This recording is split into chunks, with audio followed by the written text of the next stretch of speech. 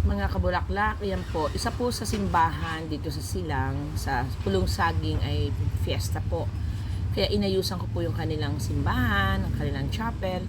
Nilayered ko lang po. Ginamitan ko po ng rados na white, magenta, at saka po yellow na Malaysian. So yan po ang ginamit ko. So ang first layer po niya ay white na rados. Sumunod po ay yung yellow na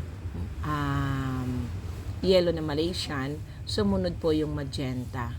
So, sumunod na, inilayered ko po ulit yung yellow na rados, at saka yung white na rados po, yung last layer.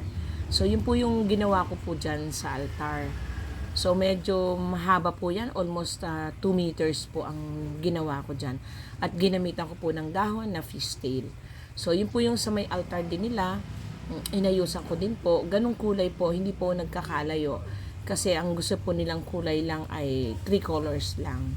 So, iyan po yung sa may altar nila. So, ganun din po. White, yellow, at saka magenta. Yun po yung ginamit ko. Ang ginamit ko pong dahon ay yung pong dahon ng bayan. At saka po ginamitan po ng fishtail at saka ng anahaw.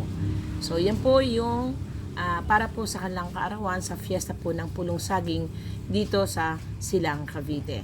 So kaya po kung kayo, sino man po dyan na gusto magpaayos din po ng church, magpaayos po for church po for all occasions, pwede po sa wedding, pwede po ng fiesta, o kung ano man po ang gusto nyong okasyon, ay open po ang Bonas Flower Shop anytime po. Maraming salamat po.